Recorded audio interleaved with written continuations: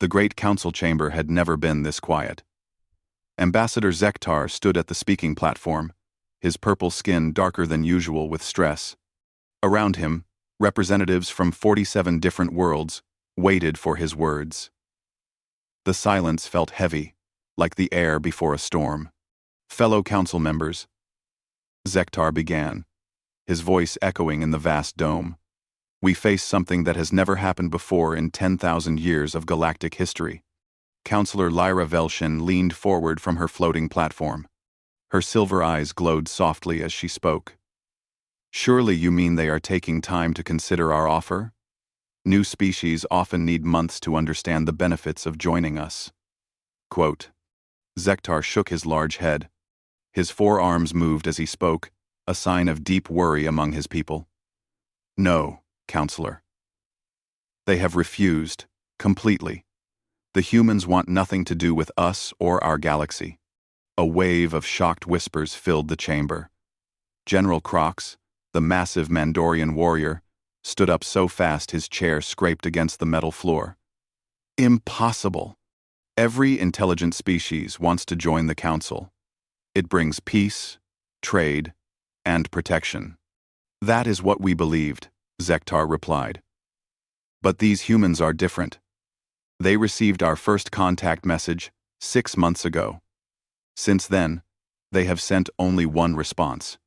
A simple message that said, "Thank you, but no, nothing more." Dr. Yith. The crystal, being from the collective, made a sound like wind chimes in a storm. This does not compute with our models of species behavior. All logical beings seek advancement through cooperation. Zektar touched a control on his platform. A large screen appeared in the center of the chamber. It showed a blue and green planet with one small moon.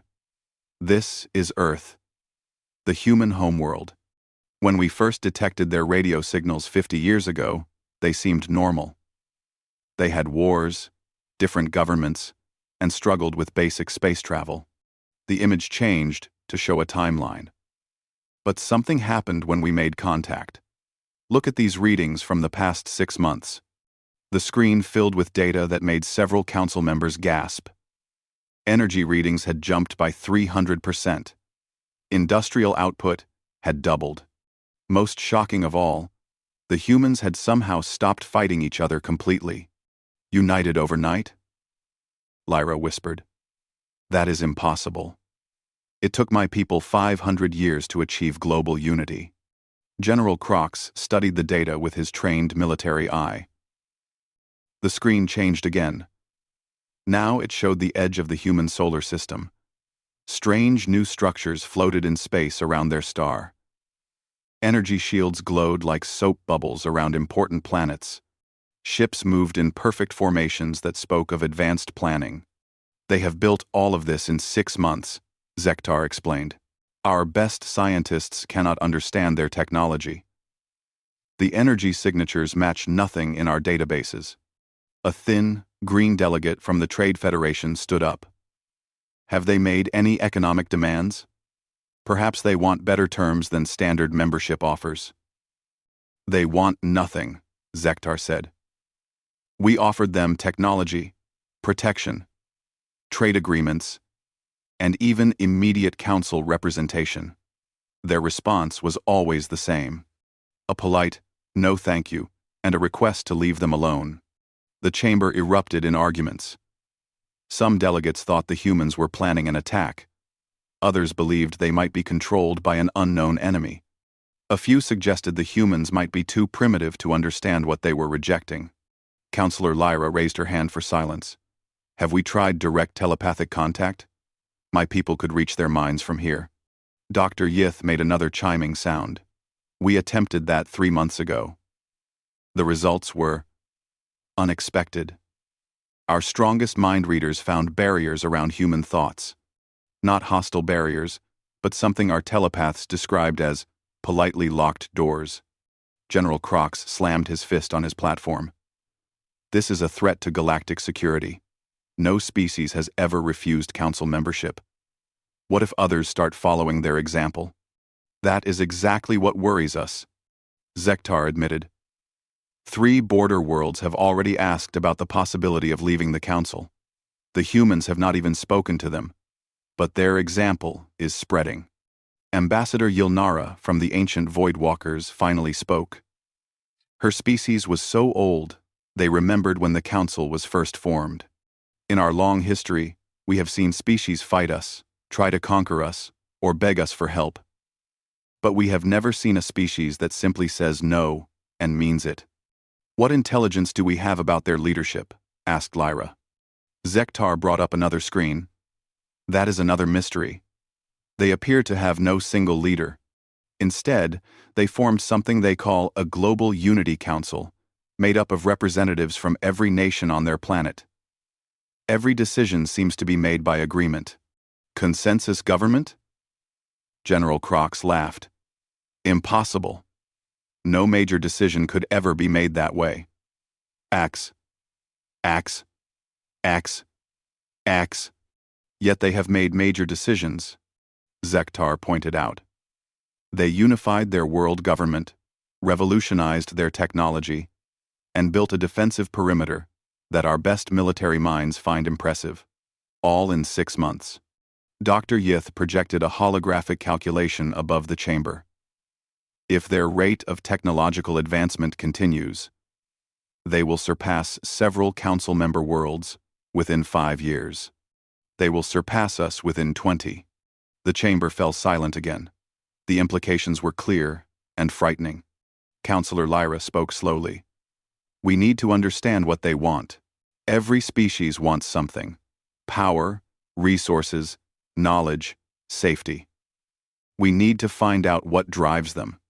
What if, Ambassador Yilnara said quietly, they want nothing from us because they plan to take everything? General Crox nodded grimly. That would explain the military preparations and the refusal to negotiate. Why talk when you plan to conquer? But their messages have been polite, Lyra protested.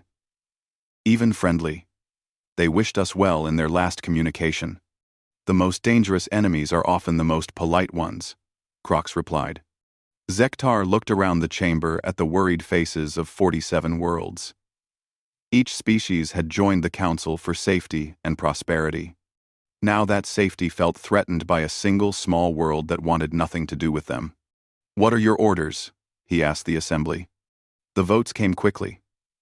Increased monitoring of human space. Preparation of first contact protocols for other species who might be inspired by human independence.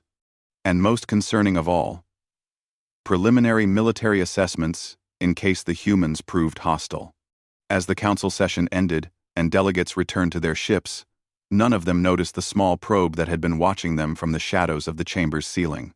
Its human creators had been very thorough in their preparations. The galaxy was about to learn that sometimes the most dangerous thing a species could do was simply say no. 3 weeks had passed since the emergency council session. Ambassador Zektar sat in his private office, staring at reports that made less sense each day. The humans continued to ignore every attempt at contact, but their activities had become even more puzzling. His assistant, a young Vorthak named Kiltar, entered with the latest intelligence updates. Sir, the spy satellites have sent new images.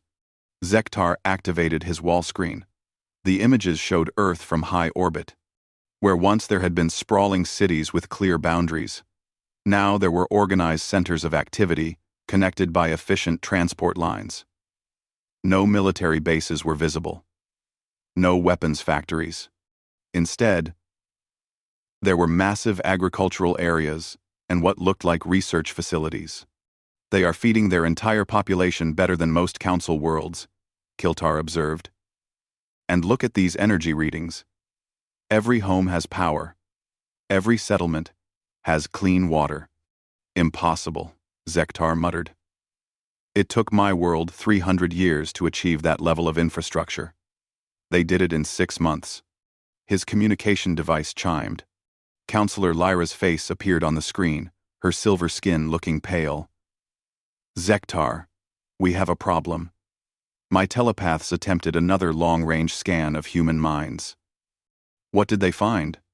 That is the problem. They found nothing. No thoughts of war.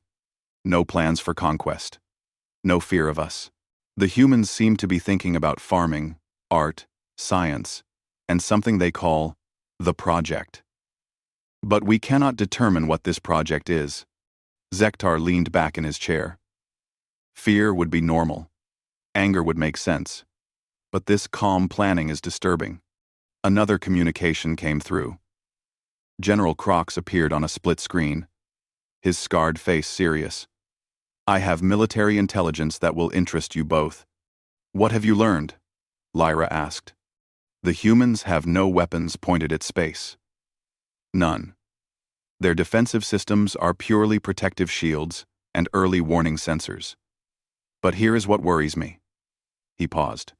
They have unified their military forces into something called a planetary defense force, but they are not building weapons. They are building ships. Transport ships? Unknown. The designs match nothing in our databases. They appear to be built for long-distance travel, but they are too large to be simple exploration vessels, and too efficient to be military craft. Zektar felt a chill run through his body. How many ships? Preliminary counts suggest they are building over 200 vessels. Each one could carry thousands of passengers. Lyra's eyes widened. They are planning to leave their world. But to go where? Zektar wondered aloud. There are no habitable worlds within their reach, unless they have developed faster than light travel. Crocs nodded grimly. That is what my scientists are trying to determine. If they have achieved FTL capability in 6 months, they are advancing at a rate that should be impossible. A new communication interrupted them. Doctor. Yith's crystal form appeared on the screen, creating a four-way conversation. Fellow council members. The collective has completed its analysis of human behavior patterns. What did you find? Lyra asked. The humans are not acting like any known species model. They show no interest in expansion through conquest. They show no interest in accumulating resources beyond their immediate needs. They appear to be focused on what they call optimal, sustainable development. General Crocs made a dismissive sound. Sustainable development does not require refusing all outside contact. That is where our analysis becomes interesting, Doctor. Yith continued. The collective believes the humans have studied our society extensively. They may have concluded that joining the council would not benefit them. Impossible, Zektar protested. Council membership brings peace, prosperity, and advancement. Does it? Yith asked. The collective has reviewed historical data. Most species that join the council eventually become dependent on council infrastructure. They trade independence for security. Their technological development slows because they adopt proven council methods instead of developing new solutions. The 3 other council members stared at the crystal being in shock. Are you suggesting, Lyra said slowly, that council membership actually holds back species development? We are suggesting that the humans may believe this to be true. If they have studied our history, they would see that innovative species become less innovative after joining us. They become stable, safe, and satisfied. But they stop reaching for new possibilities. General Crocs shook his head. That is ridiculous. We have brought peace to the galaxy. Yes, Dr. Yith agreed. But we have also brought conformity. All council worlds use similar technology, follow similar laws, and think in similar ways. The humans may have decided they prefer uncertainty and growth over certainty and stagnation. Zektar stood up and walked to his window. Outside, he could see council ships from dozens of worlds, all built to similar specifications, all following the same traffic patterns. If this theory is correct, what do we do? We need to understand their true intentions, Lyra said. I propose we send a direct diplomatic mission, not to demand answers, but to ask questions. The humans have refused all contact, Crocs reminded them. They have refused our offers, Lyra corrected. Perhaps they would accept our questions. Dr. Yith made a sound like distant music. The collective supports this approach. We must gather more data before making larger decisions. Very well, Zektar agreed. But who should we send? The humans seem suspicious of formal diplomatic contact. Send someone young, Lyra suggested. Someone who represents curiosity rather than authority. Crocs frowned. That could be seen as weakness. Or it could be seen as respect, Dr. Yith observed. The humans value independence. Perhaps they would appreciate dealing with an individual rather than institutional representatives. As they planned their approach, none of the council members noticed the small monitoring device hidden in the communication relay.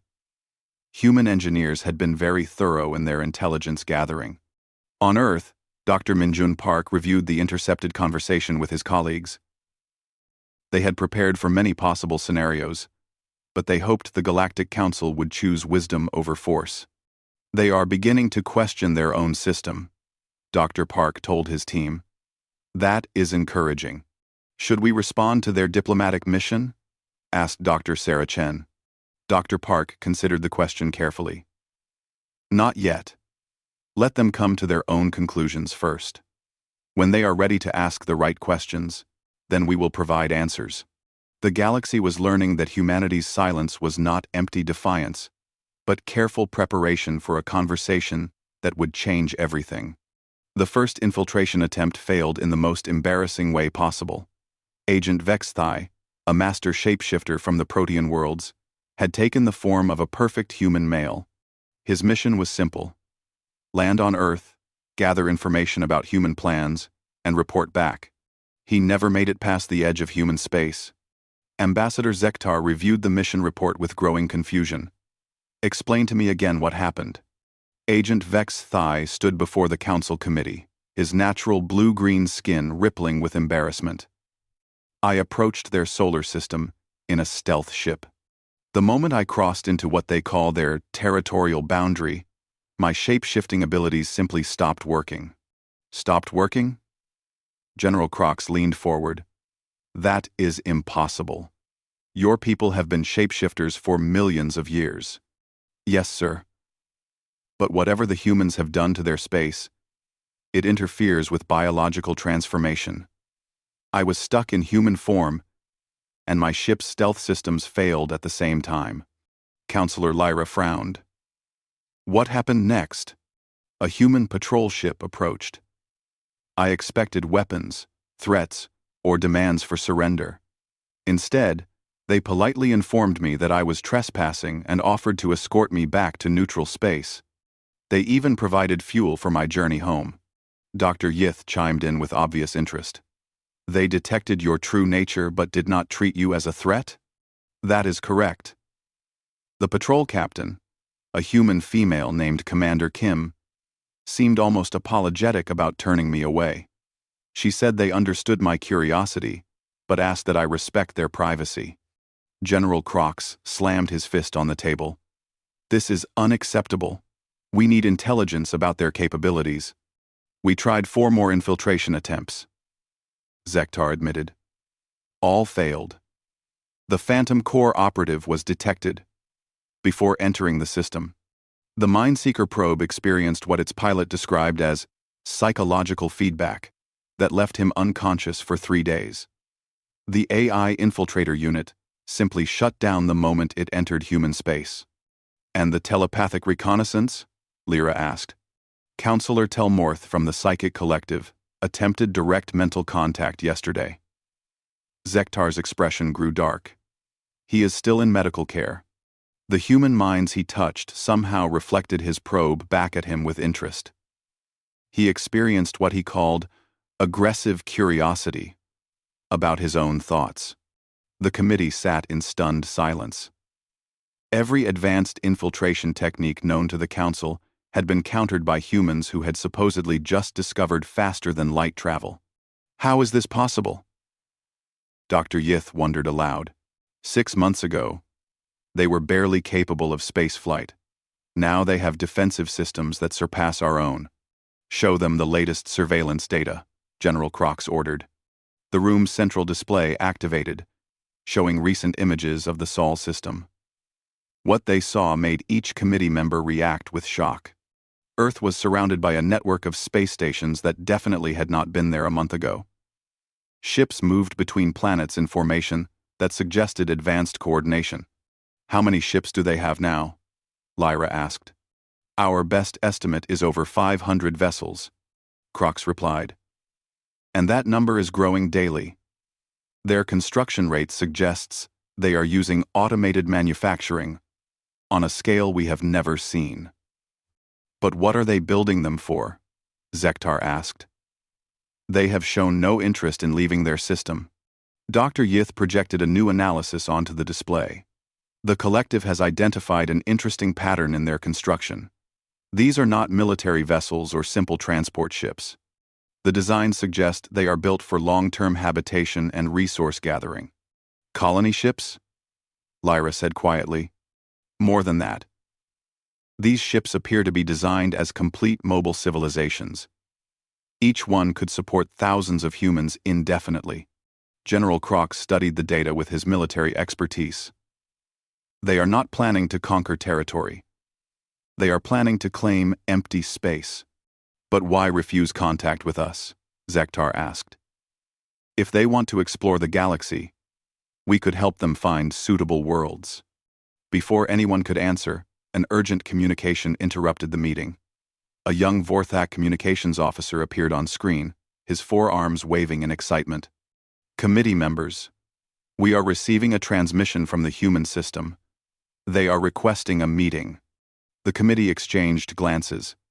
After months of rejection, the humans were finally ready to talk. "What are their terms?" Zektar asked. "They want to send a delegation to the council station. A small group of what they call scientific ambassadors. They say they have information we need to hear." "This could be a trap," Crox warned. "Or it could be the opportunity we have been waiting for," Lyra countered. Dr. Yith made a sound like wind chimes in agreement. "The collective recommends accepting their offer. Our current intelligence-gathering methods have proven ineffective." "What guarantees do they offer for safe conduct?" Zektar asked. The communications officer checked his display. "They say their delegation will arrive in one of their new ships, but they will follow all council protocols for diplomatic meetings. They also request that the meeting be recorded and transmitted to all member worlds. They want the entire galaxy to hear what they have to say," Lyra realized. "That suggests they believe their message will be persuasive," Dr. Yith observed. General Crox remained suspicious. "Or they want maximum attention for whatever ultimatum they plan to deliver." Zektar made the decision quickly. "Tell them we accept. Schedule the meeting for 3 days from now in the main council chamber." As the meeting ended and committee members returned to their duties, none of them noticed the small probe that had been monitoring their discussions. Human intelligence gathering had proven far more effective than any of their infiltration attempts. On Earth, Dr. Min-Jun Park reviewed the intercepted council meeting with satisfaction.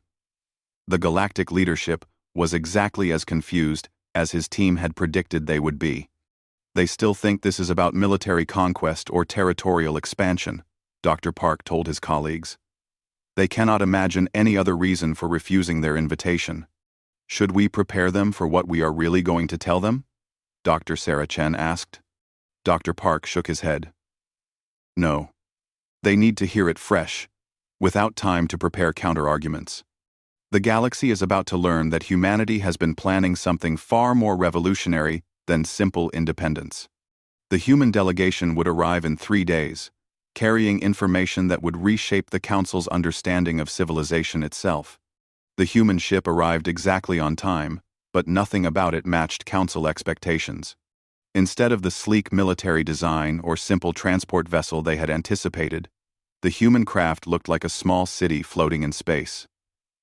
Gardens were visible through transparent sections of the hull.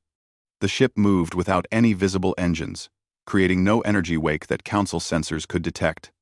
Dr. Min-Jun Park stepped off the transport platform with 4 other humans. The delegation was smaller than most diplomatic parties, but their calm confidence filled the docking bay. Ambassador Zektar greeted them personally, his forearms spread in a formal welcome gesture. Dr. Park, welcome to Council Station Harmony. We appreciate your willingness to finally meet with us. Dr. Park smiled and extended his hand in the human greeting gesture. Thank you, Ambassador. We apologize for the delay. We needed time to prepare for this conversation properly. As they walked through the station corridors toward the main council chamber, Zektar noticed that other council members stopped to stare at the human delegation. The humans seemed completely comfortable in the alien environment, showing neither fear nor excessive curiosity. Your ship is quite impressive, Zektar commented, hoping to gather intelligence through casual conversation. Thank you, replied Dr. Sarah Chen, the delegation's technology specialist. We designed it based on our analysis of long-term space habitation needs. Comfort is important for psychological health during extended travel. General Crox was waiting at the chamber entrance, his massive frame blocking the doorway. Before we begin, I must ask about your defensive capabilities. Your ship showed no weapons during our scans. Dr. Park looked genuinely puzzled. Why would we bring weapons to a diplomatic meeting? We came here to share information, not to threaten anyone. But your ship's defensive systems are active, Crox pressed. Our sensors detected powerful energy shields. Those are not defensive systems, explained Dr. James Miller, the team's engineer. Those are containment fields for our antimatter power core. We use them to prevent radiation leakage that might harm your station. The council members exchanged glances. Antimatter power was theoretical technology that most council species had never successfully developed. The main council chamber had been reconfigured for this special session. Representatives from all 47 member worlds were present, either in person or through holographic projection. The atmosphere was tense with anticipation and fear. Councillor Lyra opened the session with formal diplomatic language, but Dr. Park politely interrupted her. If I may, Councillor Lyra, we would prefer to skip the formal protocols. We have important information to share, and we believe directness will serve everyone better. Very well, Lyra agreed. The floor is yours, Dr. Park. Dr. Park stood in the center of the chamber, surrounded by the representatives of dozens of alien civilizations. He looked calm and prepared. Members of the Galactic Council, we come here today to explain why humanity has refused your invitation to join your organization. Our decision was not made from fear, hostility, or ignorance. It was made after careful study of your society's structure and history. He gestured, and holographic displays appeared around the chamber showing charts and data. Over the past 6 months, we have analyzed 10,000 years of galactic historical records. We studied the development patterns of every species that joined the Council. What we found was deeply concerning. The displays showed economic data, technological development curves, and social change patterns. Every species that joins the Council follows the same pattern. Initial rapid integration, followed by technological standardization, then social harmonization, and finally, complete dependence on Council systems. No member species has ever left the Council. Not one in 10,000 years. Murmurs of protest began around the chamber, but Dr. Park continued calmly. We found that Council membership provides safety and stability, but it comes at a cost. Members trade innovation for proven solutions. They trade cultural uniqueness for social harmony. They trade independence for security. Ambassador Zektar stood up. That is not true. The Council promotes diversity and growth among all member species. Dr. Park nodded respectfully. We understand that you believe that, Ambassador, but the data tells a different story. May I show you some examples? Indifference. May I show you some examples? New charts appeared showing the technological advancement rates of various species before and after joining the Council. The Etherian civilization developed faster than light communication in just 200 years of independent research. After joining the Council, they adopted standard Council communication methods and stopped developing their own technology. They have not made a significant technological breakthrough in 3,000 years. Counselor Lyra looked shocked. But we have peace. We have stability. You do, Dr. Park agreed. But at what cost? The Mandorian species were master engineers before joining. Now they build ships to council specifications instead of developing new designs. The Crystalline Collective were solving mathematical problems that other species could not even understand. Now they use standard council computational methods. Doctor. Chen stepped forward with more data. We found that council worlds have lower rates of scientific discovery, reduced cultural innovation, and declining birth rates compared to their pre-council periods. That is normal for advanced civilizations, Dr. Yith protested. Stability naturally leads to reduced change. Does it? Dr. Park asked. Or does reduced change lead to stagnation? We believe the Council has created a galaxy-wide system that prioritizes peace over progress. General Crox stood up angrily. And what alternative do you propose? Chaos? Warfare? The galaxy was in constant conflict before the Council brought order. Dr. Park's expression remained calm. We propose cooperation without assimilation. We propose voluntary alliances instead of permanent integration. We propose maintaining independence while sharing knowledge. He gestured again, and new images appeared showing the rapid changes on Earth over the past 6 months. Humanity has achieved global unity not through imposed harmony, but through voluntary cooperation. We have advanced our technology not by adopting proven methods, but by encouraging unlimited innovation. We have fed our population, cleaned our environment, and prepared for space exploration, all while maintaining our cultural diversity. Impossible, Zektar muttered. Difficult, but not impossible, Dr. Park replied. It required accepting that some conflict is healthy, that some uncertainty is necessary for growth, and that true cooperation cannot be forced. The chamber fell silent as the implications of his words sank in. So you refuse to join us because you think our system is flawed? Lyra asked quietly. We refuse to join you because we believe our independence serves everyone better. Dr. Park replied. Including you. R1. R1. R1. R1. R1. What do you mean? Dr. Yith asked. Dr. Park smiled for the first time during the presentation. We mean that the galaxy needs at least one civilization that remains independent, that continues to innovate, that refuses to accept limitations. Someone has to keep pushing forward, even if it is uncomfortable. And if we refuse to accept your independence? General Crox asked, threateningly. Then you will prove that the Council is not the benevolent organization it claims to be, Dr. Park replied without fear, and the galaxy will see that you maintain peace through force rather than through wisdom. The chamber erupted in arguments and debates that continued long into the night. 1 year later, the galaxy looked completely different. Ambassador Zektar stood in what had once been the Council chamber, but was now called the Alliance Assembly. The rigid seating arrangements had been replaced with flexible gathering spaces where species could interact more naturally. The formal protocols that had governed galactic politics for 10,000 years had been simplified into basic courtesy guidelines. The changes had not come easily.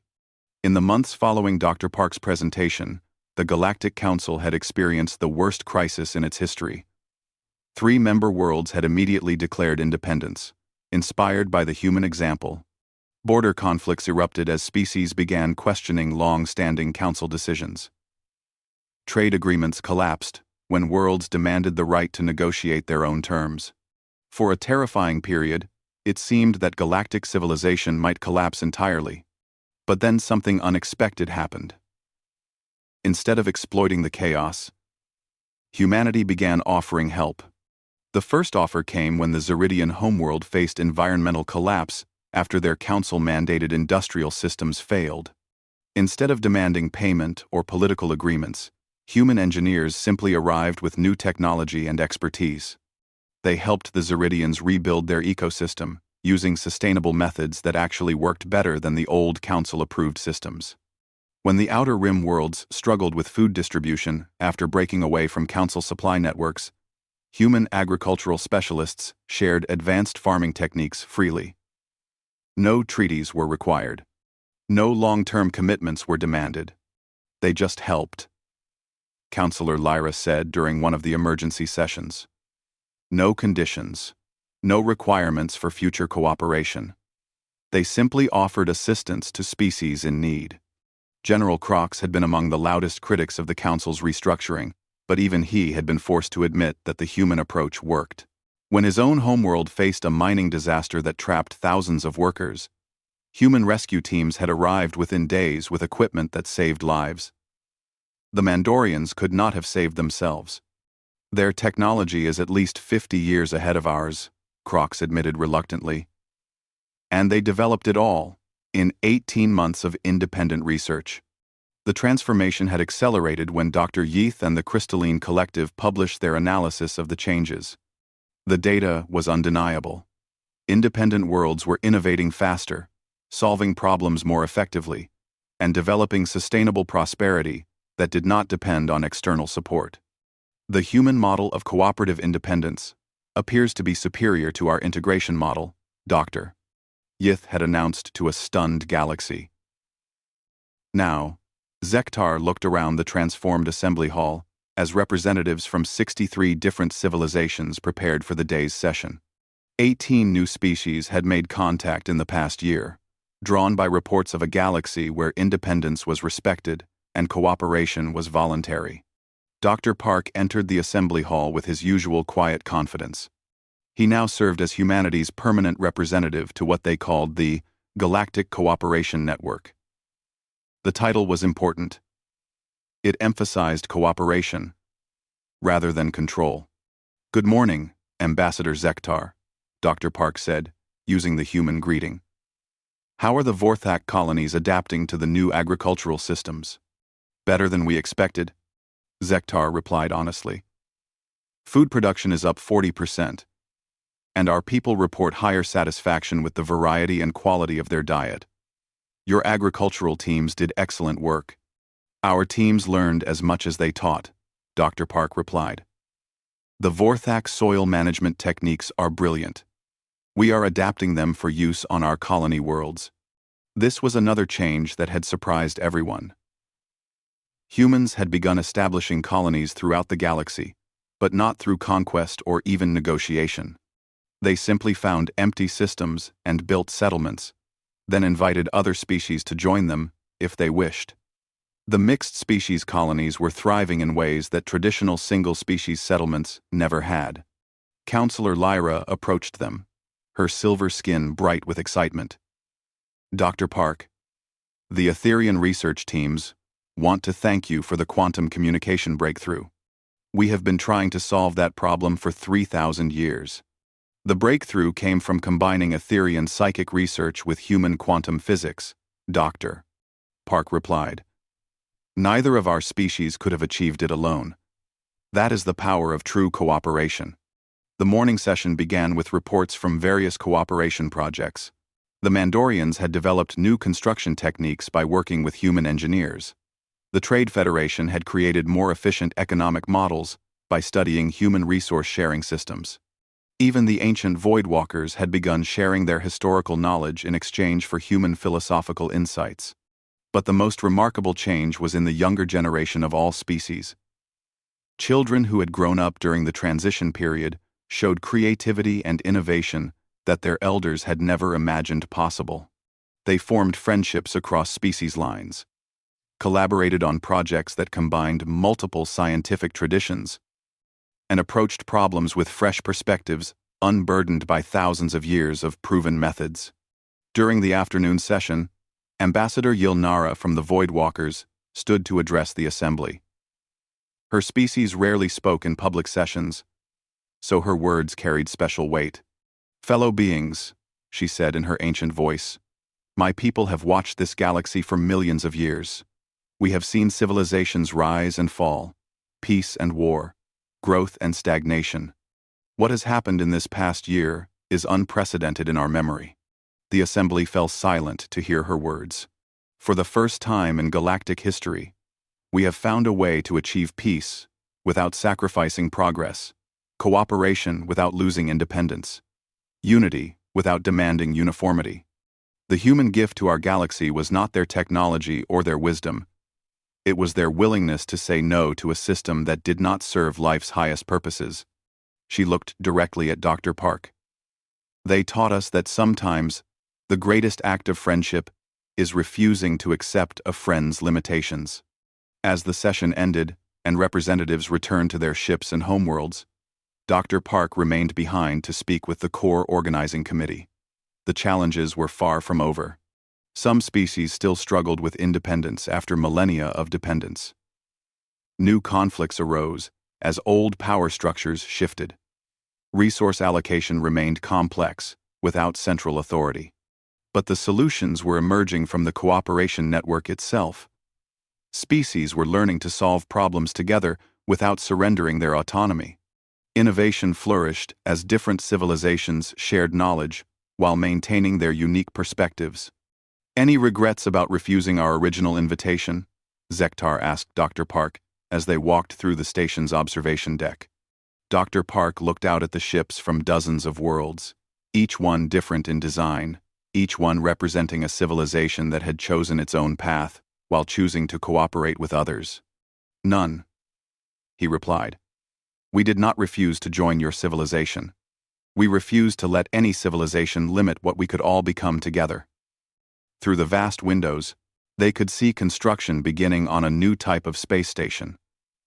It was being built by 12 different species working together, each contributing their expertise while maintaining their independence. It would serve as a hub for scientific research, cultural exchange, and cooperative projects. The galaxy had learned that true unity came not from sameness, but from diversity choosing to work together. And it all began with one small world that had the courage to politely say no.